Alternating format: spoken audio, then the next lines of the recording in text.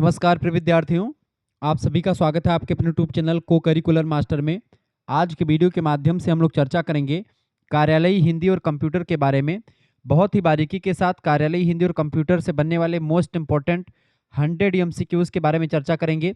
अगर आप बीए के सेकेंड सेमेस्टर में हैं तो आपका सिलेबस यही है, ठीक है। सिद्धार्थ यूनिवर्सिटी में हिंदी साहित्य का इतिहास पढ़ना पड़ता है, उसको अभी छोड़ दीजिएगा। बाकी और विश्वविद्यालय में थोड़ा-थोड़ा सिलेबस जैसे सिद्धार्थ यूनिवर्सिटी का थोड़ा-सा चेंज हो गया है। डीडीयू में भी यही पूछा जाता है और डीडीयू में का भी सिलेबस थोड़ा-सा चेंज है। बाकी सारे विश्वविद्यालय का कार्यालयी हिंदी और कंप्यूटर ही बीए के सेकंड सेमेस्टर में पूछा जाता है। तो इसको मैं विस्तार से आपको बताने का प्रयास करूँगा। बहुत ही बारीकी के साथ चीज़ों को समझाते हुए हम आगे बढ़ेंगे। आज मैं पूरा ये पेपर सॉल्व करूँगा। 2026-27 के लिए बहुत महत्वपूर्ण होगा। ये पेपर है 2024-25 का, लेकिन यह वीडियो आप 2026-27 के लिए मैं बना रहा हूँ, उसको आप देख रहे हैं। ये 28 की परीक्षा के लिए भी इंपॉर्टेंट होगा, ये बात आप ध्यान रखेंगे। बीए में है, बीएससी में है, बीकॉम में है, किसी में है, हिंदी आपका मेजर में है, माइनर में है, सभी के लिए बहुत ही महत्वपूर्ण है। कार्यालयी हिंदी और कंप्यूटर से बनने वाले 100 एमसीक्यूज के बारे में मैं चर्चा करूंगा। ये पेपर आपका सॉल्व करवाऊंगा। बहुत ही महत्वपूर्ण ये लेक्चर होगा, ठीक है। इससे बाहर आपकी परीक्षा में कुछ नहीं आने वाला। ऐसे ही मैं 2-3-4 मॉडल पेपर और करवा दूंगा कार्यालय हिंदी और कंप्यूटर का, और अलग-अलग विश्वविद्यालय का जो भी होगा। सिद्धार्थ यूनिवर्सिटी के लिए मैं अलग से स्पेशल वीडियो बना दूंगा, ठीक है, हिंदी साहित्य का इतिहास वाला, और डीडीयू के लिए स्पेशल वीडियो बना दूंगा। तो परेशान होने की आपको ज़रूरत नहीं है, सब कुछ आपको बारीकी के साथ यहीं मिलने वाला है, ठीक है। आप सभी का इस नए चैनल पर को करिकुलर मास्टर पर स्वागत है। इससे पहले आप लोग हमको शुक्ला स्टडी पॉइंट चैनल पर पढ़ाते हुए देखते रहे होंगे, तो शुक्ला स्टडी पॉइंट भाग भी इसी चैनल का ही एक भाग है। तो आप चाहे वहाँ पर पढ़ें चाहे यहाँ पर पढ़ें, बात एक ही है दोनों पर। लेकिन इस चैनल पर आप देखेंगे, इस चैनल को सब्सक्राइब कर दीजिएगा, ठीक है। सभी लोग प्लीज़ इसको सब्सक्राइब कर दीजिएगा, क्योंकि यह चैनल आपके लिए बनाया गया है ताकि ऑब्जेक्टिव परीक्षाओं की तैयारी आपकी बहुत ही विधिवत करवाई जा सके। पहला क्वेश्चन, ज्ञापन शब्द का अर्थ क्या है? ज्ञापन शब्द माने कहना नहीं, शिकायत करना नहीं, समझना नहीं। ज्ञापन का मतलब होता है बेटा, जो है ज्ञापन को अंग्रेजी में मेमोरेंडम कहा जाता है। इसका मतलब होता है किसी बात की सूचना देना या किसी विषय की ओर ध्यान आकर्षित करना या जताना, किसी चीज को बताना। करेक्ट आंसर क्या हो जाएगा इसका? डी ऑप्शन बिल्कुल राइट आंसर हो जाएगा, ठीक है। यहीं पर आप बगल में दूसरा क्वेश्चन आपको 5वां नंबर क्वेश्चन दिख रहा होगा। इसी साथ ही साथ में चर्चा करते हुए आगे बढ़ते हैं। कंप्यूटर का जनक किसे कहा जाता है? कंप्यूटर के जनक की अगर बात की जाए बेटा, तो कंप्यूटर का जनक चार्ल्स बेबेज को कहते हैं। ऑप्शन नंबर इसका बी करेक्ट आंसर हो जाएगा, ठीक है। चार्ल्स बेबेज ने पहले मैकेनिकल कंप्यूटर का आविष्कार किया था, इसीलिए उन्हें कंप्यूटर का पिता यानी कंप्यूटर का जनक कहा जाता है, ठीक है। दूसरा क्वेश्चन यहाँ पर आपका आ चुका है। प्रश्न है, संक्षेपण किसी लिखित सामग्री के आधारभूत तथ्यों का सुनियोजित आख्यान होता है। यह कथन किसका है? बढ़िया प्रश्न है। संक्षेपण किसी लिखित सामग्री के आधारभूत तथ्यों का सुनियोजित आख्यान होता है, यह कथन किस विद्वान का है? ये कथन कहा था संक्षेपण की परिभाषा को देते हुए, ठीक है। एक मानक परिभाषा है संक्षेपण की, और इसको दिया प्रोफेसर केसरी कुमार ने।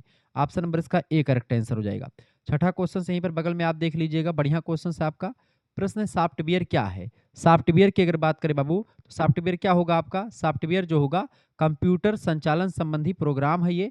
ऑप्शन नंबर इसका सी करेक्ट आंसर होगा। सॉफ्टवेयर क्या होता है?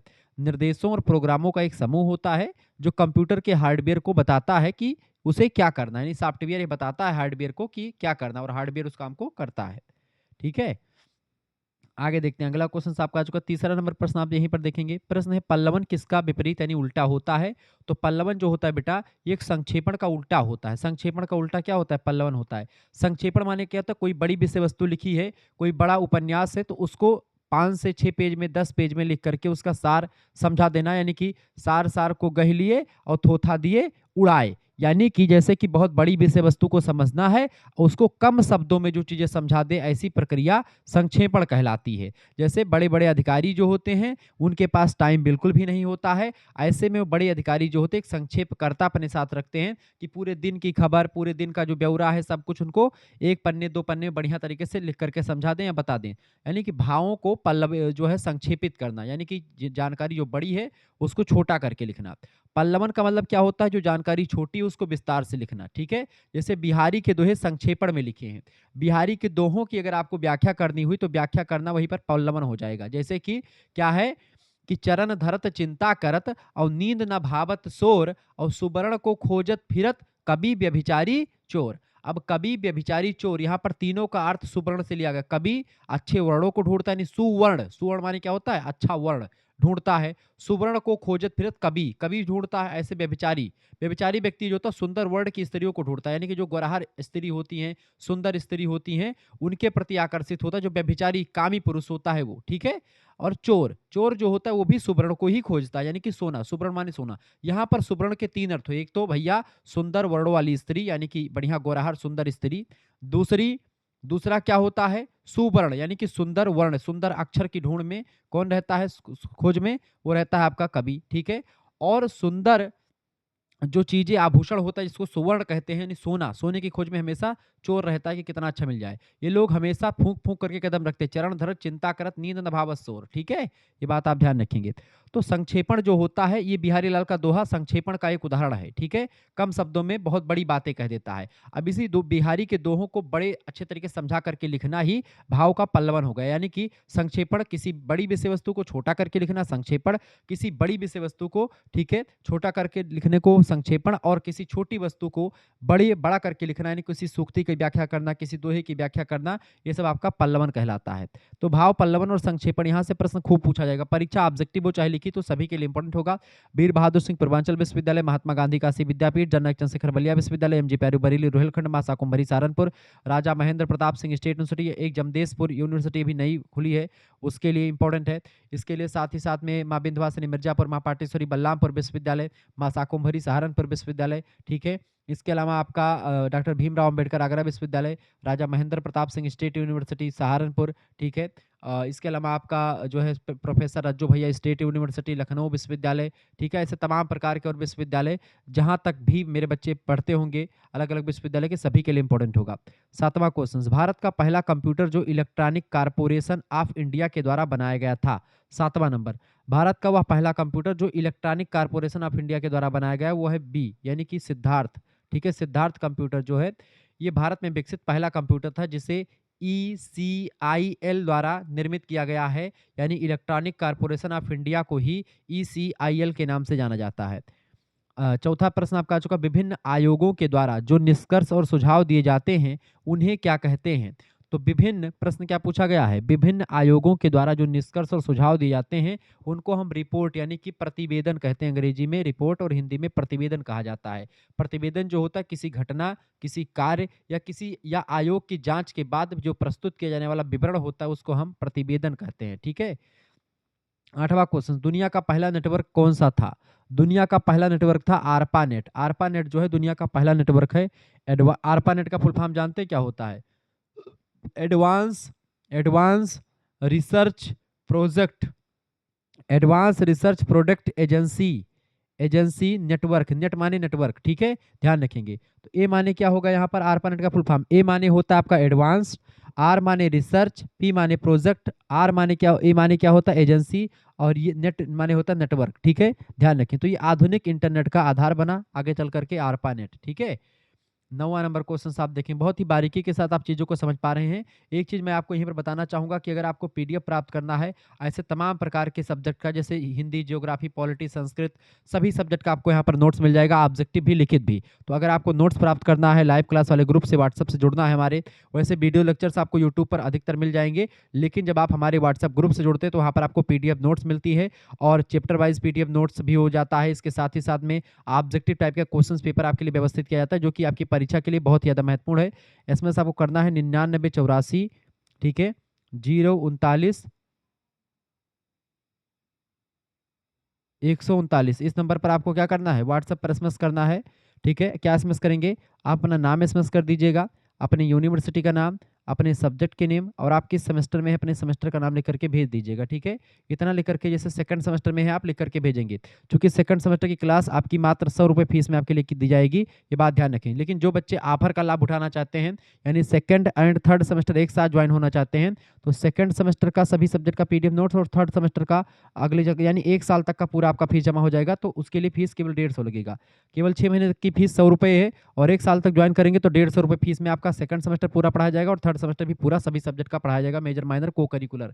यहाँ पर आपका को करिकुलर का कम से कम 10 प्रैक्टिस सेट, ऑब्जेक्टिव को करिकुलर ही होता है। माइनर का पेपर ऑब्जेक्टिव वैसे सेकंड सेमेस्टर में हो सकता है, माइनर ना हो फर्स्ट सेमेस्टर में अगर हो गया होगा तो ये सब चीज़ें आपको मिलेंगी, ठीक है। यहाँ पर आपको सभी सब्जेक्ट के live class, video lecture, PDF note सब कुछ आपको मिलता रहेगा। व्हाट्सएप ग्रुप में जोड़ा जाएगा। गर्ल्स बॉयज़ ग्रुप अलग अलग है, तो आप एसएमएस तभी कीजिएगा जब आपको जुड़ना हो। बिना मतलब के प्लीज़ एसएमएस नहीं करना है, ठीक है। क्योंकि आप एसएमएस करेंगे और फिर बिना मतलब के एसएमएस करेंगे तो अच्छा नहीं लगता है ऐसे में, ठीक है। आप एसएमएस करें, इतनी कम फीस रखी गई है। वैसे आप 4-5 सब्जेक्ट की अगर सीरीज खरीदते हैं तो कम से कम आपका 300 रुपये खर्च होते हैं, लेकिन अगर आप हमसे जुड़ते हैं और पीडीएफ नोट्स प्राप्त करते हैं तो मात्र और मात्र 100 रुपये फीस में आपको मिल जाता है, ठीक है। और जब आप 1 साल के लिए ज्वाइन कर लेते हैं तो आपका 150 रुपये फीस में ही सभी सब्जेक्ट का आपको मिलता रहता है। तो ये आपके लिए बेनिफिट्स होगा। 150 वाला ये ऑफर बहुत ज़्यादा दिनों तक नहीं रहेगा, कम दिनों तक रहेगा, लेकिन जिनको भी ज्वाइन करना फटाफट से अभी से ज्वाइन कर लेंगे, आपका बड़ा फायदा हो जाएगा। तो फटाफट से 150 रुपये फीस जमा करें। स्कैनर आपके पास भेजा जाएगा, उसी स्कैनर पर आपको फीस जमा कर देनी है, या फीस आप खुद भी जमा कर सकते हैं। आपके घर में कोई ऑनलाइन पेमेंट करता हो तो वो भी फीस जमा कर सकता है, ऐसा नहीं केवल आपको करना, ठीक है। लेकिन जिस नंबर से आपको जुड़ना हो वही नंबर से एसएमएस कीजिएगा, कोई इशू नहीं, आराम से आप पढ़िएगा, कोई दिक्कत की बात नहीं। हिंदी, ज्योग्राफी, पॉलिटी, हिंदी, संस्कृत सभी सब्जेक्ट का आपको मिलेगा। किसी भी विश्वविद्यालय से आप पढ़ रहे हो, सिद्धार्थ यूनिवर्सिटी हो चाहे आपका डीडीयू हो, उसके लिए मैं अलग से व्यवस्था करूंगा। 9वां क्वेश्चन से कनेक्टिविटी का उदाहरण है। कनेक्टिविटी का उदाहरण बताएं। कनेक्टिविटी का उदाहरण होता है इंटरनेट। ऑप्शन नंबर इसका डी करेक्ट आंसर हो जाएगा। इंटरनेट जो होता है ये करोड़ों कंप्यूटरों को आपस में जोड़ने वाला वैश्विक नेटवर्क होता है, जो कनेक्टिविटी का सबसे बड़ा उदाहरण है। 13 नंबर प्रश्न, WWE के प्रवर्तक कौन है? तो इसके प्रवर्तक है Tim Berners Lee. Option number इसका सी करेक्ट आंसर होगा। WWW यानी कि वर्ल्ड वाइड वेब कहा जाता है इसको। टिम बर्नर्स ली ने 1989 ईस्वी में, कब किया था बेटा? 1989 ईस्वी में इन्होंने एक प्रकार से जो है वर्ल्ड वाइड वेब का आविष्कार किया था। किसने? टिम बर्नर्स ली ने। ये बात आप ध्यान रखेंगे। 10वां क्वेश्चन आप देखते हैं, स्पैम किसे कहते हैं? स्पैम, स्पैम की अगर बात की जाए बेटा तो स्पैम जो होता है ये अनसॉलिसिटेड ईमेल होता है, ठीक है। क्या होता है स्पैम?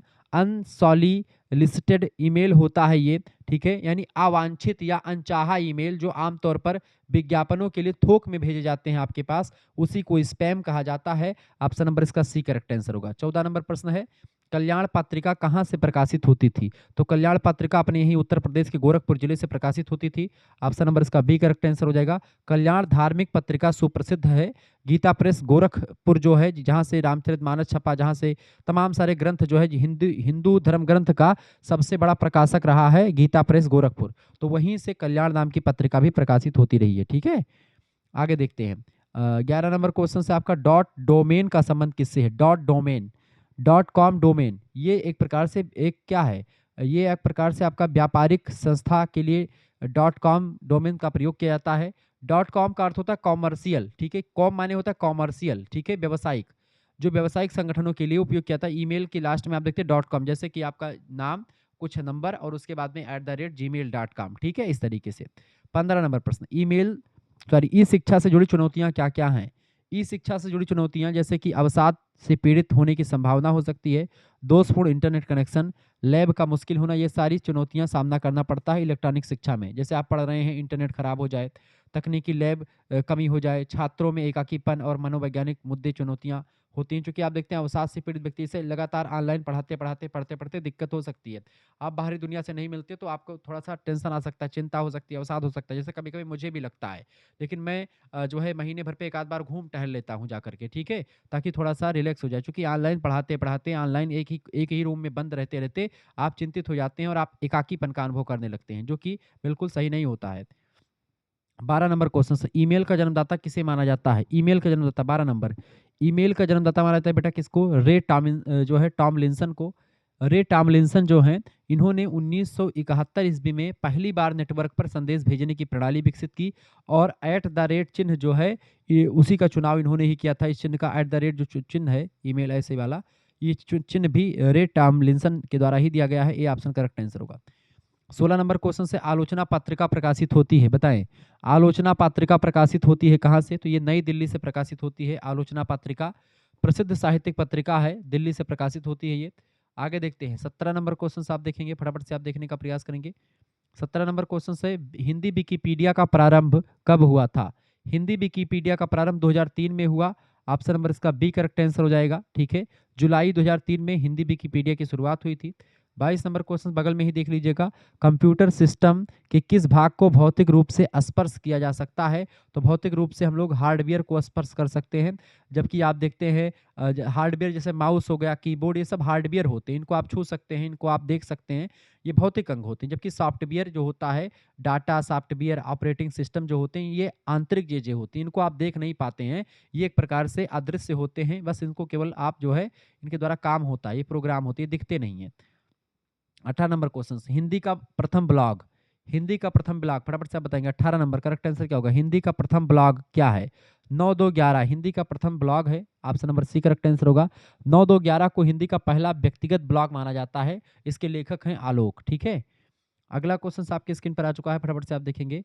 प्रश्न आपका आ चुका 23 नंबर प्रश्न आप देखेंगे। 23 नंबर प्रश्न है आपका, ई शिक्षा से शामिल है, ई शिक्षा में क्या शामिल है? वेब आधारित शिक्षा, कंप्यूटर आधारित शिक्षा या आभासी कक्षाएं? करेक्ट आंसर क्या हो जाएगा? ई शिक्षा में ये सारी कक्षाएं शामिल होती हैं, इलेक्ट्रॉनिक या इंटरनेट के माध्यम से जब हम शिक्षा करते हैं। वर्चुअल क्लासेस को आभासी शिक्षा कहते हैं, इसे ऑनलाइन क्लास। ठीक है, डी ऑप्शन करेक्ट आंसर हो जाएगा। 19 नंबर, आदर्श पत्राचार की सर्वप्रमुख विशेषता क्या है? आदर्श पत्राचार की सर्वप्रमुख विशेषता संक्षिप्तता होती है। अगर पत्राचार आप पत्र लिख रहे हैं तो संक्षिप्त पत्र लिखें, स्पष्ट पत्र लिखें। ठीक है, ये सबसे जरूरी होता है, स्पष्ट और संक्षिप्त। ठीक है, ताकि पाठक उसमें भ्रमित ना हो, जिसके लिए पत्र आप लिख रहे हैं पूरी जानकारी वहां तक पहुंच जाए। अगला क्वेश्चन आपका आ चुका 24 नंबर प्रश्न आपका आ चुका, बे ब्लॉग शब्द का प्रयोग किसने किया? बे ब्लॉग शब्द का प्रयोग किया गया कब? तो बे ब्लॉग शब्द का प्रयोग 17 दिसंबर 1997 में किया गया था, इसका बी ऑप्शन करेक्ट आंसर, 17 दिसंबर 1997 में। ठीक है, जॉन बर्गर ने पहली बार बे ब्लॉग शब्द का प्रयोग किया था, ये बात ध्यान रखेंगे। 20 नंबर प्रश्न है, गागर में सागर भरने वाले कवि कौन है? बिहारी लाल गागर में सागर भरते हैं, इनके लिए एक दोहा कहा जाता है कि सतसैया के दो हरे और जो नावक के तीर और देखन में छोटे लगे घाव करे गंभीर। बिहारी लाल के दोहे जो होते हैं, केवल 713 या 719 दोहा लिखा हिंदी साहित्य में, और एक ही रचना है मात्र बिहारी सतसई, उसमें केवल इतने दोहे लिख करके उन्होंने इतना ज्यादा एक प्रकार से हिंदी साहित्य नहीं बल्कि विश्व के साहित्य में अपना एक अमूल्य स्थान बना लिया है बिहारी लाल ने। ठीक है, जैसे कहत नटत रीझत खिजत मिलत खिलत लज्जात और भरे भुवन में करत है नैनन ही सौ बात। ऐसे इससे पहले मैंने एक उदाहरण दिया था कि चरण धरत चिंता करत नींद न भावत शोर और सुवर्ण को खोजत फिरत कवि व्यभिचारी चोर। एक सुवर्ण का अर्थ यहाँ पर तीन तीन के लिए प्रयोग करते हैं, यानी बहुत कम शब्दों में बहुत बड़ी बड़ी बातें कह देते हैं। ठीक है बिहारी लाल जी। 21 नंबर, किसी सरकारी पत्रिका कच्चा लेख प्रारूप कहलाता है किस विद्वान का? किसी सरकारी पत्रिका का कच्चा लेख प्रारूप कहलाता है, प्रारूप की परिभाषा किसने दी है? 21 नंबर फटाफट से आप बताएंगे। तो डॉक्टर हरदेव बाहरी बड़े अच्छे विद्वान हैं, उन्होंने इसको कहा है।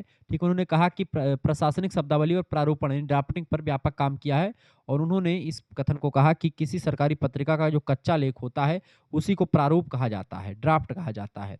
यानी कि किसी पत्र को लिखने से पहले उसका एक सांचा तैयार कर लेना कि भाई क्या क्या लिखना है, कैसे कैसे लिखना है, उसी को प्रारूप कहा जाता है। जैसे कि आप फेयर कॉपी करने से पहले रफ कॉपी करते हैं। ठीक है, 25 नंबर क्वेश्चन आपका आ चुका है, ई शिक्षा की विशेषता क्या है? ई शिक्षा नहीं, इंटरनेट के माध्यम से शिक्षा, इलेक्ट्रॉनिक शिक्षा, इंटरनेट की शिक्षा सुविधाजनक होती है, मितव्ययी कम खर्चीली होती, जटिल पहलुओं को समझने में सहायक होती है। Option number D correct answer होगा। बढ़िया रजाई में लेटे रहते हो आप लोग, या बढ़िया एसी में लेटे हो बढ़िया, या कहीं पर बैठे हो आप आराम से वीडियो लिए अपना अपना हमारा वीडियो देखना शुरू कर दिए, कहीं पर कुछ और भटकना नहीं, सब कुछ आपको यहाँ पर मिल जा रहा है। ठीक है, चलिए आप इस नए चैनल को, हमारे को करिकुलर मास्टर को प्लीज सब्सक्राइब कर लीजिएगा, क्योंकि आप लोगों के लिए बनाया गया है और मैं दिल से मेहनत करता हूं दोस्तों। ठीक है, आप सभी लोग प्लीज चैनल को सब्सक्राइब करके हमारी मदद करें और शेयर करें इसको, जल्दी से सब्सक्राइब इसका बढ़वाने का प्रयास करें।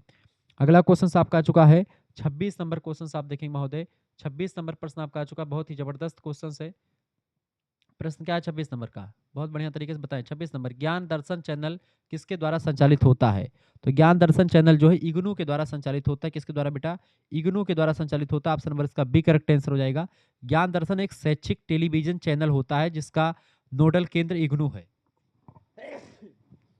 यानी इग्नू के द्वारा इसको संचालित किया जाता है। 30 नंबर क्वेश्चन है, पश्चिमी हिंदी के अंतर्गत कौन सी बोली नहीं आती है? देखें, पश्चिमी हिंदी के अंतर्गत 5 बोलियां होती है, जैसे कन्नौजी, हरियाणवी, ब्रजभाषा, ठीक है, खड़ी बोली, ठीक है, कौरबी, ये सारी बोलियां आती हैं इसमें। ठीक है, तो ब्रज, खड़ी बोली, कन्नौजी, ये तीनों जो है पश्चिमी हिंदी के अंतर्गत आती हैं। जबकि अवधी की बात की तो पूर्वी हिंदी की बोली है ये, अवधी, बघेली, छत्तीसगढ़ी, 3 बोलियां पूर्वी हिंदी की बोली है। 3 बोलियां बिहारी हिंदी की जो है मैथिली, मगही और भोजपुरी। ठीक है, ध्यान रखें इन चीजों को। 27 नंबर क्वेश्चन से आपका आ चुका है, कंप्यूटर को इंटरनेट से जोड़ने में मदद करता है। कंप्यूटर को इंटरनेट से जोड़ने में मदद कौन करता है, फटाफट से बताने का प्रयास करेंगे। कंप्यूटर को इंटरनेट से जोड़ने में कौन मदद करता है, 27 नंबर का करेक्ट आंसर हो जाएगा ब्राउजर मदद करता है, ए ऑप्शन। ठीक है, क्योंकि इंटरनेट की सामग्री को देखने और उससे जुड़ने के लिए ब्राउजर का प्रयोग करते हैं, जैसे कि आपका क्रोम ब्राउजर हो गया, फायरफॉक्स ब्राउजर हो गया, ये सब होता है। ठीक है, 31 नंबर क्वेश्चन यहीं पर आप देख लीजिएगा, भाषा किन दो शब्दों से या भाषा किन शब्दों की एक सार्थक इकाई होती है। तो भाषा जो होती है बेटा, ये किसकी इकाई होती है, ये सार्थक शब्दों की इकाई होती है। सार्थक शब्द यानी कि ऐसे शब्द जिनका अर्थ निकले, उन शब्दों का एक प्रकार, यानी सार्थक अर्थपूर्ण शब्दों से बनती है। भाषा विचारों के आदान प्रदान का माध्यम होती है, ये बात भी आप ध्यान रखेंगे। अगला क्वेश्चन आपका आ चुका है 28 नंबर क्वेश्चन से, टिप्पणी का क्या अर्थ है, फटाफट से आप बताने का प्रयास करेंगे। टिप्पणी का क्या अर्थ है, बताए बेटा। टिप्पणी का क्या अर्थ होता है, 28 नंबर। टिप्पणी का मतलब होता है आपका टिप्पणी करना, सूचना देना, नोट करना, ये सब टिप्पणी का मतलब होता है। ऑप्शन नंबर इसका डी करेक्ट आंसर हो जाएगा। टिप्पणी करने का अर्थ विचार व्यक्त करना, सूचना देना या किसी विषय पर नोट लिखना, तीनों हो सकता है। 32 नंबर क्वेश्चन से, डॉक्टर भोलानाथ तिवारी के अनुसार पारिभाषिक शब्द की क्या विशेषता है। पारिभाषिक शब्द की विशेषता की अगर बात की जाए तो नियतार्थता, यानी इसका अर्थ जो होता है अल्प अक्षर, सांकेतिकता, नियत अर्थकता। ये देखिए, भाषा विचारों का आदान प्रदान होता है। एक बात ध्यान रखेंगे, भोलानाथ तिवारी जी कहते हैं कि पारिभाषिक शब्द अर्थ निश्चित यानी फिक्स होना चाहिए, जिसे नियत अर्थकता कह सकते हैं। इसका बी ऑप्शन बिल्कुल करेक्ट आंसर हो जाएगा, बी ऑप्शन इसका बिल्कुल राइट आंसर है। 29 नंबर क्वेश्चन से, पूर्वी हिंदी के अंतर्गत कौन सी बोली नहीं आती है। 29 नंबर, पूर्वी हिंदी के अंतर्गत आपकी बोली देखिए, अवधी, बघेली और छत्तीसगढ़ी, ये पूर्वी हिंदी की बोली है।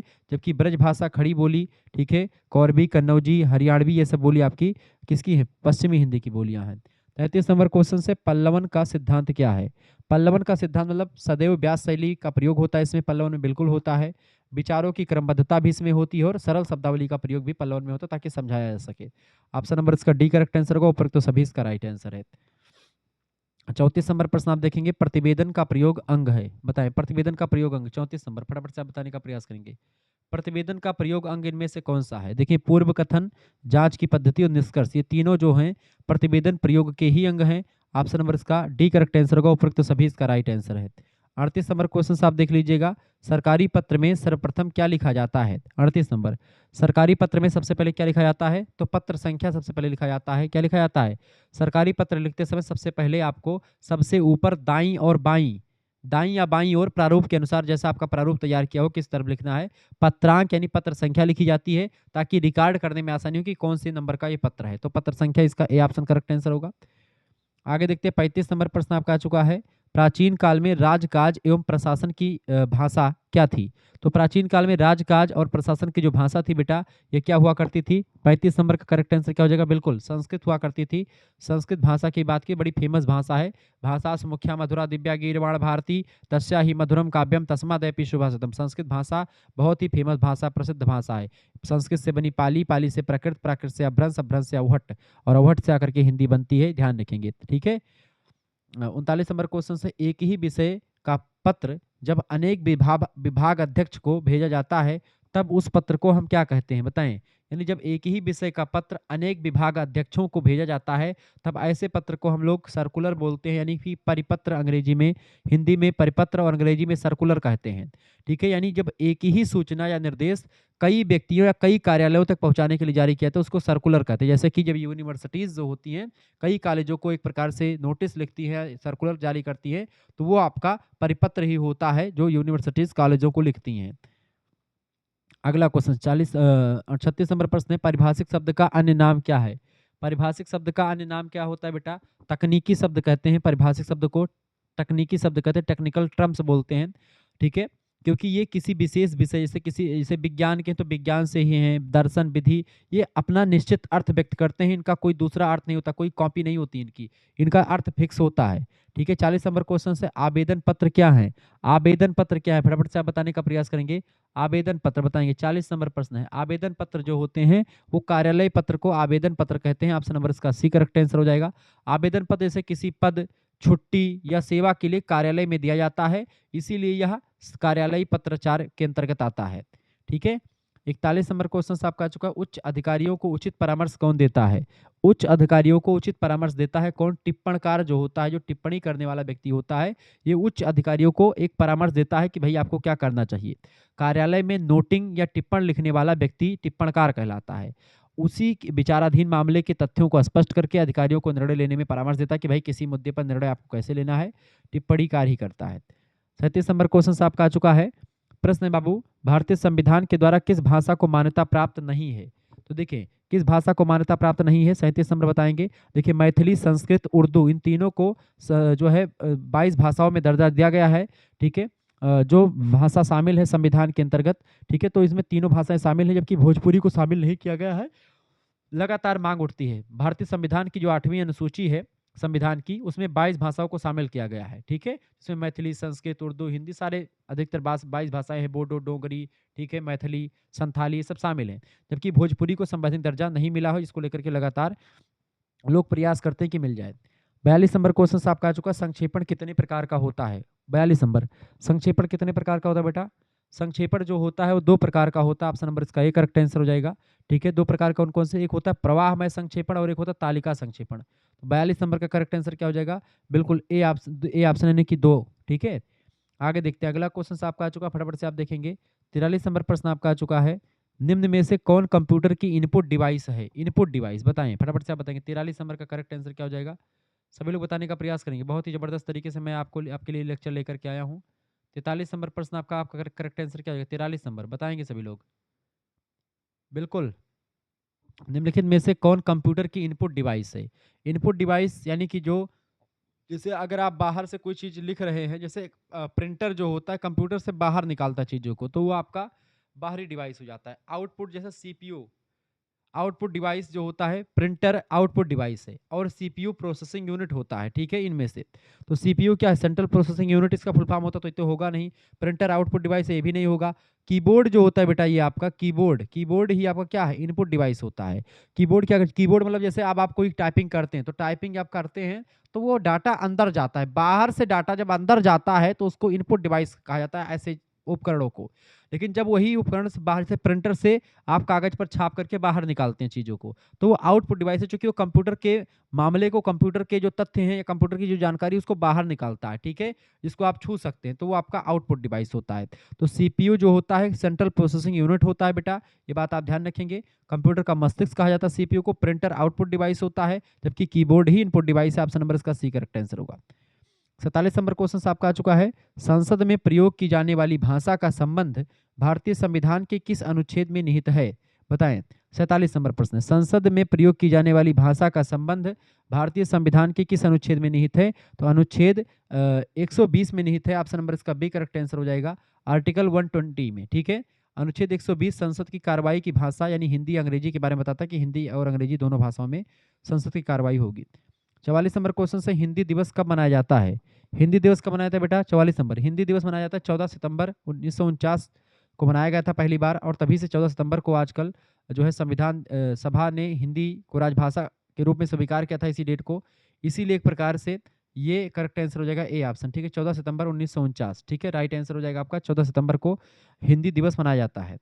48 नंबर क्वेश्चन से, इंटरनेट पर भारत का पहला डिजिटल अखबार कौन सा था? 48 नंबर, इंटरनेट पर भारत का पहला डिजिटल अखबार जो था उसका नाम था द हिंदू। ऑप्शन नंबर इसका ए करेक्ट आंसर हो जाएगा। ठीक है, ये बात आप ध्यान रखेंगे। द हिंदू भारत का पहला समाचार पत्र था जिसने अपना इंटरनेट संस्करण शुरू किया था, ये बात आप ध्यान रखेंगे। अगला क्वेश्चन 45 नंबर प्रश्न, राजभाषा आयोग। प्रश्न है, राजभाषा आयोग का गठन संविधान की किस अनुच्छेद के अंतर्गत हुआ है? 48 नंबर बताएं। 45 नंबर प्रश्न आपका क्या आ चुका है? 45 नंबर प्रश्न है, राजभाषा आयोग का गठन संविधान की जो है 344 नाम का अनुच्छेद है उसके द्वारा किया गया। 344 अनुच्छेद में कहा गया, बी ऑप्शन करेक्ट आंसर हो जाएगा। ठीक है, अच्छा 343 क्या कहता है? अनुच्छेद 343 कहता है कि भारत का जो है एक देवनागरी लिपि में भारत की राजभाषा हिंदी होगी और लिपि देवनागरी होगी। 343 में कहा गया। 49 नंबर क्वेश्चन है, आम जनता के लिए अपनाई जाने वाली निविदा है। 49 नंबर, आम जनता के लिए अपनाई जाने वाली निविदा को खुली निविदा कहते हैं। ऑप्शन नंबर इसका ए करेक्ट आंसर होगा, ओपन टेंडर कह सकते हैं खुली निविदा। इसमें कोई भी योग्य व्यक्ति, संस्था या कोई संस्था, कोई व्यक्ति भाग ले सकता है निविदा में। ठीक है, ये बात आप ध्यान रखेंगे। टेंडर होता, टेंडर पास होता, नहीं कहते कि टेंडर पास होगा, उसके लिए डाले थे क्या नाम है जो है पेट्रोल टंकी के लिए टेंडर पास होता है इसका, या ठेकेदारी का टेंडर उठता है तो उसी को निविदा हिंदी में कहा जाता है टेंडर को, ठीक है, ये बात आप ध्यान रखेंगे। तो उसको खुली निविदा कहते हैं। 46 नंबर क्वेश्चन से कंप्यूटर हिंदी में किसका प्रयोग पूर्णतः वर्जित है? कार्यालय हिंदी में, कार्यालय हिंदी में किसका प्रयोग पूर्णतः वर्जित है? तो लक्षणों का प्रयोग किया जाता है, व्यंजनों का प्रयोग भी करते हैं, ठीक है, अलंकारों का प्रयोग। देखें, सरकारी कामकाज की भाषा सीधी होती है, सरल होती है और स्पष्ट होती है। इसमें काव्यात्मक अलंकारों का प्रयोग नहीं किया जाता है। इसमें करेक्ट आंसर क्या हो जाएगा? उससे लक्षण ग्रंथों का प्रयोग, व्यंजना शब्दशक्ति का प्रयोग और अलंकार, इन तीनों का प्रयोग नहीं किया जाता। इसका डी ऑप्शन बिल्कुल करेक्ट आंसर होगा। 46 नंबर का डी ऑप्शन लगा दीजिएगा बेटा, 46 नंबर का डी ऑप्शन बिल्कुल करेक्ट आंसर हो जाएगा, ठीक है। 50 नंबर क्वेश्चन से कंप्यूटर के लिए इस चिप आमतौर पर बनाए जाते हैं, बताएं। कंप्यूटर के लिए जो आईपी चिप होते हैं, आईसी चिप, ठीक है, आईसी चिप जो होते हैं कंप्यूटर के लिए, वो जो कैसे बनाए जाते हैं बेटा? तो आईसी चिप जो होते हैं सिलिकॉन के बने होते हैं। ऑप्शन नंबर इसका बी करेक्ट आंसर हो जाएगा, ये बात आप ध्यान रखेंगे, ठीक है, क्लियर। आगे देखते हैं, कंप्यूटर की भाषा जो होती है वो कैसी होती है? कार्यालयी भाषा, बिल्कुल एकदम सरल सपाट होती है, सरल होती है। 51 नंबर क्वेश्चन आपका आ चुका, प्रयोजन मूलक हिंदी शब्द, प्रयोजन मूलक हिंदी शब्द अंग्रेजी के किस शब्द का पर्याय है? बताइए 51 नंबर का करेक्ट आंसर क्या हो जाएगा? फटाफट से आप बताने का प्रयास करेंगे। 51 नंबर का करेक्ट आंसर कौन बताएगा बाबू? फटाफट से आप बताने का प्रयास करेंगे। 51 नंबर बिल्कुल राइट आंसर आपका आ चुका है। प्रयोजन मूलक हिंदी शब्द का शब्द अंग्रेजी के किस शब्द का पर्यायवाची शब्द है? तो इसको बोलते हैं फंक्शनल हिंदी। ऑप्शन नंबर इसका बी करेक्ट आंसर का, फंक्शनल हिंदी कहते हैं उसको, ठीक है, ये बात आप ध्यान रखेंगे। यानी कि वह हिंदी जिसका प्रयोग किसी विशेष प्रयोजन यानी काम काज के लिए प्रयोग करते हैं उसी को फंक्शनल हिंदी या प्रयोजन मूलक हिंदी कहते हैं। 55 नंबर प्रश्न है, कार्यालय हिंदी का प्रयोग क्षेत्र है, कार्यालय हिंदी का प्रयोग क्षेत्र क्या है? 55 नंबर बताएंगे। कार्यालय हिंदी का प्रयोग क्षेत्र 55 नंबर बिल्कुल राइट आंसर है। क्या हो जाएगा इसका? कार्यालय हिंदी का प्रयोग क्षेत्र आपका होगा टिप्पण लेखन, संक्षेपण लेखन, प्रतिवेदन लेखन, इन तीनों के लिए प्रयोग होता है कार्यालय हिंदी का। डी ऑप्शन लगा दीजिएगा उपरोक्त सभी। 52 नंबर क्वेश्चन से कार्यालय साहित्य की भाषा कैसी होनी चाहिए? 52 नंबर, कार्यालयी हिंदी की भाषा या कार्यालयी साहित्य की भाषा जो है कैसी होनी चाहिए? इसकी भाषा, कार्यालयी हिंदी की भाषा विशिष्ट होनी चाहिए। ऑप्शन नंबर इसका डी करेक्ट आंसर है, विशिष्ट भाषा। कार्यालयी भाषा आम बोलचाल से अलग, औपचारिक और परिभाषिक शब्दावली से युक्त होती है, जिसे विशिष्ट भाषा कहा जाता है। D option. 56 नंबर प्रश्न, कार्यालय हिंदी का संबंध है। 56 नंबर, कार्यालय हिंदी का संबंध किससे बेटा? कार्यालय हिंदी का संबंध सरकारी और निजी कार्यालयों से होता है। इसका सी ऑप्शन, दोनों से होता है कार्यालय का प्रयोग, सी ऑप्शन करेक्ट आंसर होगा। 53 नंबर प्रश्न है, किसी सरकारी पत्र के कच्चे लेख को क्या कहते हैं? बताएं। 53 नंबर फटाफट से आप बताएंगे। किसी सरकारी पत्र के कच्चे लेख को हम लोग ड्राफ्ट कहते हैं, सी ऑप्शन करेक्ट आंसर हो जाएगा उसका। ड्राफ्ट यानी प्रारूप कहा जाता है, यानी पत्र को अंतिम रूप देने से पहले एक हम कच्चा मसौदा तैयार करते हैं, या आलेखन कहते हैं उसको, प्रारूप कहते हैं, आलेखन कहते हैं, ठीक है। 57 नंबर को, ताकि जो है कोई पत्र में गड़बड़ी ना हो। कार्यालय के समाचार पत्राचार का प्रथम सोपान है। 57 नंबर, कार्यालय के समाचार पत्राचार का प्रथम सोपान होता है प्रारूपण लेखन, ठीक है, A option correct answer. Draft पहले बनाया जाता है उसका, ठीक है, किसी भी पत्राचार की शुरुआत उसका ड्राफ्ट होता है, यानी कि पहले उसको हम कच्चा चिट्ठा तैयार करते हैं कि भाई कैसे लिखना है, क्या क्या करना है। 54 नंबर क्वेश्चन, हिंदी भाषा को कितनी उपभाषाओं में वर्गीकृत किया गया है? तो हिंदी भाषा को अगर बात की जाए तो 5 उपभाषाओं में इसको बांटा गया है, ठीक है, कौन कौन से? पूर्वी हिंदी, ठीक है, पश्चिमी हिंदी, बिहारी हिंदी, राजस्थानी हिंदी और अगला है आपका पहाड़ी हिंदी, ठीक है, ये बात आप ध्यान रखेंगे। पहाड़ी हिंदी में कितनी बोलियां बेटा? 3 बोलियां पहाड़ी हिंदी में, पूर्वी हिंदी में 3 बोलियां, पश्चिमी हिंदी में 5 बोलियां, बिहारी हिंदी में 3 बोलियां, राजस्थानी हिंदी में 4 बोलियां, ठीक है। 5 3 8 8 3 8 3 11 11 और 3 कितना होता है? 11 3 11 3 11 3 14 14 और 4 18, कुल मिलाकर के 18 बोलियां होती हैं हिंदी में। मुख्य रूप से 18 बोलियां हैं और 5 उपभाषाएं हैं, इनको मिलने से हिंदी का निर्माण हुआ है, ध्यान रखेंगे। आगे बढ़ते हैं, अगला क्वेश्चन, वर्तमान कार्यालय हिंदी में किस भाषा के शब्द प्रयुक्त हो रहे हैं? वर्तमान कार्यालय हिंदी में 58 नंबर बताएं। तो इसमें से उर्दू, हिंदी, अंग्रेजी तीनों के शब्द मिश्रित होकर के प्रयोग होते हैं, डी ऑप्शन करेक्ट आंसर हो जाएगा, ठीक है। आगे देखते हैं, अगला क्वेश्चन आपका आ चुका, फटाफट से आप देखने का प्रयास करेंगे। वीडियो को लाइक और चैनल पर नहीं तो सब्सक्राइब कर दीजिएगा। 59 नंबर क्वेश्चन है, वैज्ञानिक एवं तकनीकी शब्दावली आयोग का गठन किया गया था, बताएंगे। 59 नंबर क्वेश्चन आपका क्या आ चुका बाबू? 59 नंबर क्वेश्चन आपसे कह रहा है, फटाफट से आप बताने का प्रयास करेंगे। वैज्ञानिक एवं तकनीकी शब्दावली आयोग का गठन जो किया गया था 1961 में किया गया था। ऑप्शन नंबर इसका बी करेक्ट आंसर होगा, 1 अक्टूबर 1961 को स्थापना की गई थी इसकी। 64 नंबर क्वेश्चन है, सभी प्रकार के कार्यालय पत्र कैसे लिखे जाने चाहिए, बताएं। 64 नंबर, सभी प्रकार के कार्यालय पत्र जो है कैसे लिखे जाने चाहिए, तो वो एकदम से संक्षिप्त यानी छोटे होने चाहिए और सरल स्पष्ट होने चाहिए, बी ऑप्शन। 60 नंबर क्वेश्चन से अर्ध सरकारी पत्र की भाषा कैसी होनी चाहिए, अर्ध सरकारी पत्र, अर्ध सरकारी पत्र की भाषा की अगर बात की तो मित्रतापूर्ण होनी चाहिए वो, चूंकि ठीक है यह पत्र एक अधिकारी दूसरे अधिकारी को व्यक्तिगत नाम से लिखता है, इसीलिए इसकी शैली जो होती है अनौपचारिक या मित्रतापूर्ण शैली होनी चाहिए, औपचारिकताएं इसमें कम होनी चाहिए। 65 नंबर प्रश्न है, आदर्श पत्राचार की सर्वप्रमुख विशेषता क्या होती है, 65 नंबर, आदर्श पत्राचार की सर्वप्रमुख विशेषता जो होती है वो उसकी सरलता होती है, पत्राचार हमेशा सरल होना चाहिए, ठीक है, सरल होना चाहिए, तो इसका जो है आदर्श पत्राचार की सर्वप्रमुख विशेषता होती है सरलता, ठीक है, ये बात आप ध्यान रखेंगे। 61 नंबर क्वेश्चन से सरकारी पत्र का संबोधन किससे प्रारंभ होता है, 61 नंबर, सरकारी पत्र का जो संबोधन होता है वो महोदय से प्राप्त जो है शुरू होता है, महोदय से, ठीक है, सरकारी पत्रों में सामान्यतः महोदय या महोदया का प्रयोग संबोधन के रूप में किया जाता है। अगला क्वेश्चन आप देखेंगे 66 नंबर प्रश्न आपका आ चुका है। प्रश्न है, यदि समस्त कार्यालय को किसी मामले में सूचना दी जानी है तो प्रयोग में लाया जाता है। 66 नंबर, करेक्ट आंसर क्या हो जाएगा इसका, बिल्कुल राइट आंसर हो जाएगा आपका बी ऑप्शन, परिपत्र जो होता है सर्कुलर, करेक्ट आंसर इसका क्या हो जाएगा बी ऑप्शन, ठीक है, यानी समस्त कार्यालय को किसी मामले की सूचना देनी होती है तो जब एक ही जानकारी पूरी विभाग या कार्यालय को देनी होती तो उसमें परिपत्र लिखा जाता है, तो इसका करेक्ट आंसर क्या होगा परिपत्र, सर्कुलर, ठीक है।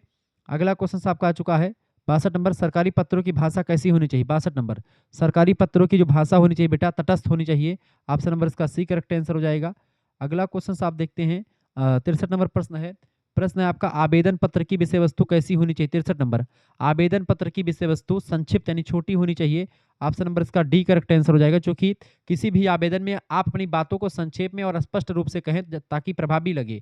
अब जब आप आल्हा माठा लिख देंगे, लंबा चौड़ा खूब लिख देंगे तो उसको उठा करके फेंक दिया जाएगा, पढ़ा नहीं जाएगा, इसीलिए आप छोटा लिखें, सरल लिखें, ताकि तुरंत देखे जो है चीजें जिसके पास आप भेज रहे हैं तुरंत वो छुट्टी आपको दे दे।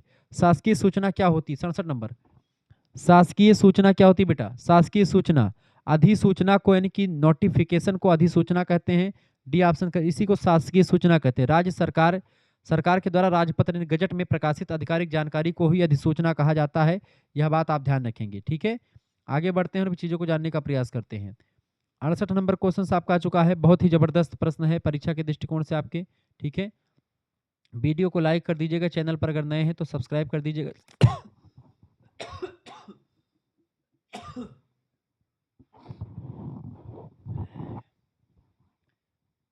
68 नंबर क्वेश्चन है, किसी सरकारी सूचना, निर्णय अथवा नीति को जन सामान्य तक पहुंचाने के लिए उपयोग किया जाता है। 68 नंबर, किसी सरकारी सूचना, निर्णय अथवा नीति को जन सामान्य तक पहुंचाने के लिए उपयोग किया जाता है प्रेस विज्ञप्ति का, ऑप्शन नंबर इसका करेक्ट आंसर क्या हो जाएगा बी ऑप्शन, यानी कि प्रेस विज्ञप्ति, प्रेस रिलीज कहते हैं अंग्रेजी में इसको, इसके माध्यम से सरकारें जो होती हैं अपनी बातों को मीडिया और जनता तक पहुंचाने का काम करती हैं, उसी को प्रेस विज्ञप्ति कहते हैं। 72 नंबर क्वेश्चन से, संक्षिप्तता संक्षिप्तता ही वाग वैदग्ध्य की मूल आत्मा है, किसने कहा, 72 नंबर, बताएं, संक्षिप्तता ही वाग वैदग्ध्य की मूल आत्मा है, किसने कहा, शेक्सपियर ने कहा था इस कथन को, बिल्कुल सही बात है, क्योंकि बहुत ही सरल शब्दों में और कम शब्दों में अगर बातों को कहा जाए तो इंपॉर्टेंट होता है।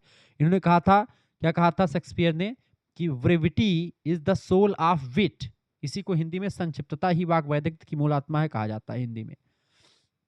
69 नंबर क्वेश्चन, किसी मामले के निपटान को सरल बनाने के लिए लिखे गए विचार को क्या कहते हैं, बताएं। किसी मामले के निपटान को सरल बनाने के लिए लिखे गए विचार को क्या कहते हैं, उसको हम लोग टिप्पणी कहते हैं, ऑप्शन नंबर इसका बी करेक्ट आंसर होगा, नोटिंग कहा जाता है अंग्रेजी में टिप्पणी को। वह प्रक्रिया है टिप्पणी जिसमें सहायक या अधिकारी किसी मामले पर अपनी राय या सुझाव देते हैं, ठीक है।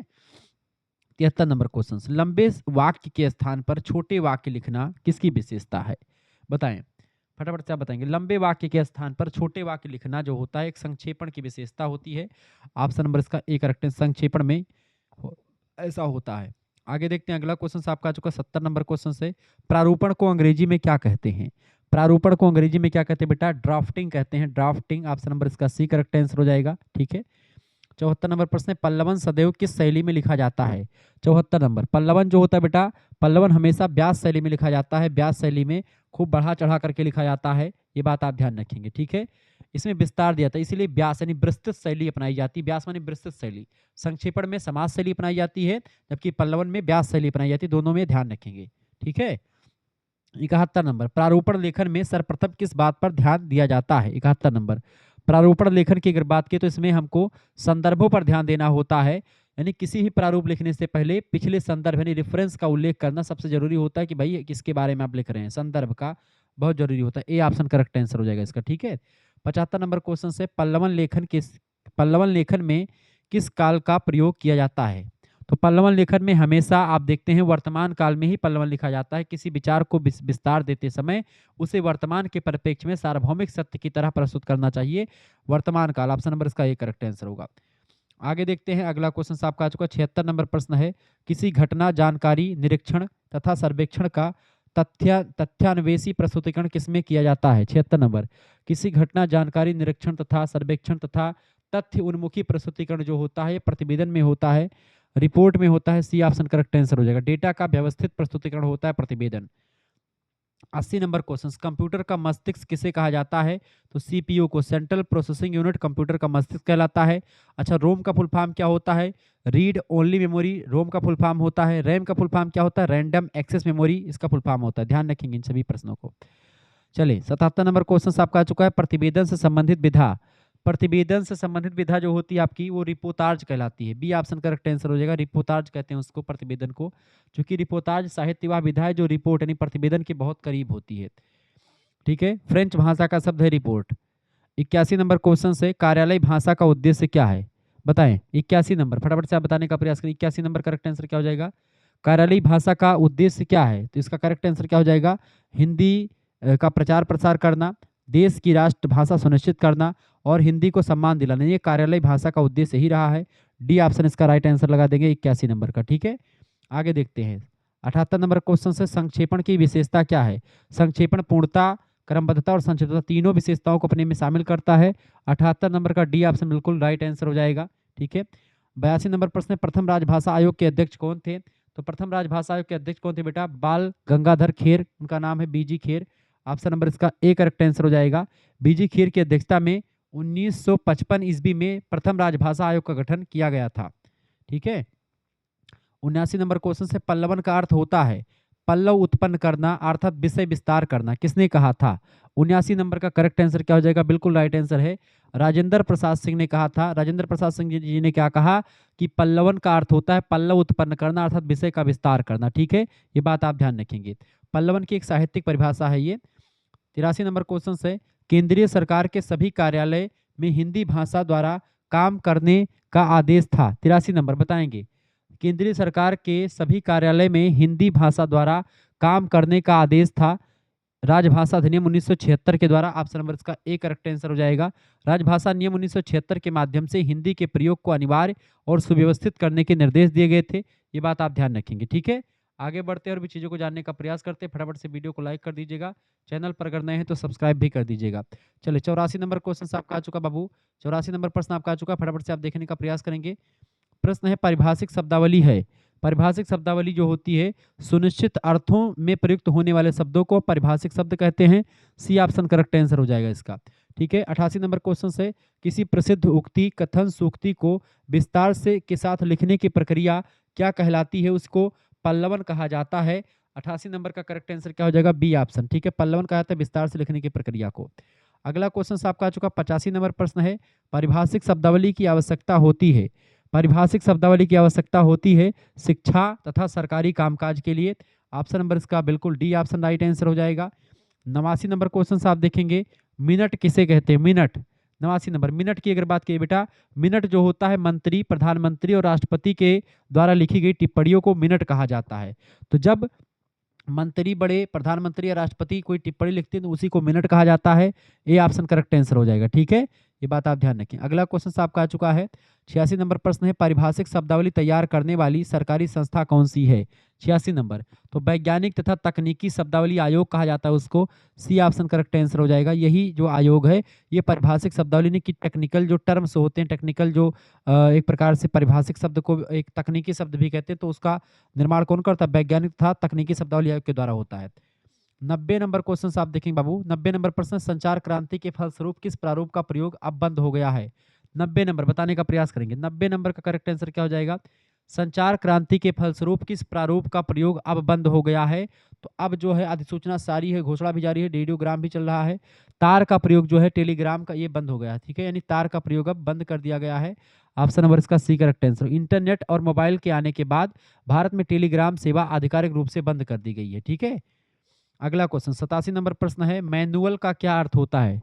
मैनुअल का मतलब होता है बेटा, नियम पुस्तिका को मैनुअल कहते हैं। ठीक है, नियम पुस्तिका को मैनुअल, मैनुअल वह पुस्तक होती है जिसमें किसी कार्य या मशीन को चलाने के नियम या गाइडलाइन यानी निर्देश लिखे हुए होते हैं। ऐसी पुस्तिका को मैनुअल पुस्तिका या नियम पुस्तिका के नाम से जानते हैं।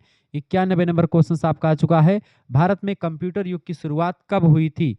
1955 ईस्वी में भारत में कंप्यूटर युग की शुरुआत हो जाती है। पहला भारत का कंप्यूटर जो बना है HEC 2 पॉइंट मतलब कि 2M, HEC 2M नाम का एक प्रकार से जो है भारतीय सांख्यिकी संस्थान में लगाया गया था। ये पहला 1955 में एक प्रकार से बना था। अगला क्वेश्चन आपका आ चुका 92 नंबर प्रश्न, भारत के द्वारा विकसित किया गया पहला कंप्यूटर था। 92 नंबर, फटाफट से आप बताएंगे। भारत द्वारा विकसित किया गया पहला कंप्यूटर कौन सा था? तो वो था ISIJUA। ऑप्शन नंबर इसका ए करेक्ट आंसर हो जाएगा। ठीक है, ISIJUA जो था, यानी भारत में स्वदेशी रूप से विकसित पहला डिजिटल कंप्यूटर था ISIJUA। 1966 में जो है ये बना था, ये बात आप ध्यान रखेंगे। आगे देखते हैं 96 नंबर क्वेश्चन आपका आ चुका, पावर पॉइंट क्या है?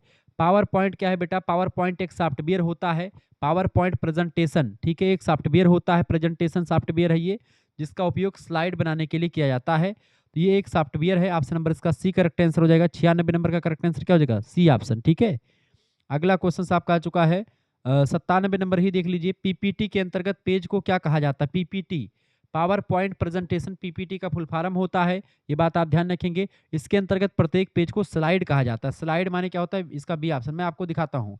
ऐसे पीपीटी है, ये पीपीटी है। अब इसमें पेज जो है, जैसे ये पेज है आपका, तो ये पेज एक स्लाइड है। ठीक है, और ये दूसरी स्लाइड आपकी ये हो जाती है। मेरे कहने का मतलब कि जैसे स्लाइड क्या होता है, इसे बगल बगल आता है, ऐसे इसको खिसकाएंगे तो बगल में आएगा। ठीक है, ऊपर नीचे नहीं होता, स्लाइड में बगल बगल होता, तो वो पीपीटी में होता है। पीडीएफ में क्या होता है? ऊपर नीचे करके होता है। तो ये चीजें ध्यान रखेंगे। 93 नंबर क्वेश्चन आपका आ चुका है, फटाफट से आप देखने का प्रयास करेंगे। 93 नंबर प्रश्न है, कंप्यूटर की दुनिया में हिंदी का प्रवेश कब हुआ? 93 नंबर, कंप्यूटर की दुनिया में हिंदी का प्रवेश हुआ है 70 के दशक में। सी ऑप्शन, 1970 के दशक में। ऑप्शन नंबर इसका सी करेक्ट आंसर हो जाएगा। हिंदी के लिए प्रारंभिक फ़ॉन्ट और प्रणालियाँ 1970 के दशक के उत्तरार्ध में विकसित होनी शुरू हुई थी, ये बात ध्यान रखेंगे। अगला क्वेश्चन आपका आ चुका है 98 नंबर प्रश्न आप देखेंगे, पाणिनि पार्सर क्या है? पाणिनि पार्सर जो है ये अनुवाद की परियोजना है एक। ऑप्शन नंबर इसका ए करेक्ट आंसर हो जाएगा। क्या है ये? पाणिनि पार्सर अनुवाद की एक परियोजना है। क्लियर, ये बात आप ध्यान रखेंगे। यह भाषा प्रसंस्करण और अनुवाद से संबंधित एक तकनीकी उपकरण होता है, ये बात आप ध्यान रखेंगे। आगे देखते हैं 94 नंबर प्रश्न है, MS ऑफिस के घटक हैं। 94 नंबर, MS ऑफिस के घटक, फटाफट से आप बताने का। MS ऑफिस का फुल फॉर्म क्या होता है? Microsoft Office. देखिए, MS Word Microsoft Word, MS Excel Microsoft Excel, MS look Microsoft Outlook, ये एक प्रकार से तीनों जो होते हैं माइक्रोसॉफ्ट ऑफिस सूट के हिस्से होते हैं। ऑप्शन नंबर इसका डी लगा देंगे, उपयुक्त तो सभी। अगला क्वेश्चन से 99 नंबर प्रश्न है बाबू। प्रश्न है, सरकारी कामकाज में प्रयुक्त होने वाली भाषा को प्रशासनिक हिंदी या कार्यालयी हिंदी कहा जाता है। यह कथन किसका है? यह कथन किसका बेटा? 99 नंबर, ये कथन है किसका? सरकारी कामकाज में प्रयुक्त होने वाली भाषा को प्रशासनिक हिंदी या कार्यालयी हिंदी कहते हैं। ये परिभाषा दी थी सरकारी हिंदी के लिए। प्रशासनिक हिंदी का प्रयोग कार्यालय हिंदी की परिभाषा देते हुए डॉक्टर विनय पांडे जी ने। ऑप्शन नंबर इसका डी करेक्ट आंसर हो जाएगा। नेक्स्ट क्वेश्चन आपका आ चुका 95 नंबर प्रश्न है, यूनिकोड क्या है? यूनिकोड की अगर बात की बेटा, तो एक कंप्यूटर फॉन्ट है जिसमें सभी अक्षरों के लिए विशेष संख्या होती है। ए ऑप्शन करेक्ट आंसर होगा। एक कंप्यूटर फॉन्ट जिसमें सभी अक्षरों के लिए विशेष संख्या होती है। यूनिकोड दुनिया की हर भाषा के हर अक्षर के लिए एक अद्वितीय संख्या प्रदान करता है, जिससे भाषाई बाधा खत्म हो जाती है। ठीक है, A option correct answer, Unicode उसी को कहते हैं। 100 नंबर और लास्ट क्वेश्चन इस वीडियो का, खड़ी बोली के रूप में हिंदी को किस तौर पर मान्यता मिली है? बताएं। खड़ी बोली के रूप में हिंदी को मानक हिंदी, स्टैंडर्ड हिंदी के रूप में माना जाता है। स्टैंडर्ड हिंदी, ऑप्शन नंबर इसका बी करेक्ट आंसर हो जाएगा। खड़ी बोली ही वर्तमान में हिंदी का मानक और सर्वमान्य साहित्यिक या कार्यालयी स्वरूप होता है। महावीर प्रसाद द्विवेदी जी ने सरस्वती पत्रिका के संपादन के समय में ही इसको एक प्रकार से मानक हिंदी के रूप में परिभाषित किया था और बड़े ज़बरदस्त तरीके से बताया। अब जैसे आपको यहाँ पर अब ये आपको मैंने सॉल्व करवा दिया वीडियोज़, अब इसका पीडीएफ आपको लेना है, तो पीडीएफ में आप देखेंगे ये पूरा मैंने ये सॉल्व भी करवा रखा है। अब इसका पूरा आंसर की भी आपको यहाँ पर लिखा हुआ कि भाई 41 का क्या होगा, 41 का बी, 42 का ये पूरा आंसर की यहाँ पर मैंने आपके लिए सॉल्व करवा दिया है। ऐसे ही कई पीडीएफ आपको मिलते रहेंगे जब आप हमारे साथ जुड़ते हैं तो, ठीक है? बहुत ही बारीकी के साथ चीज़ें आपको मिलेंगी।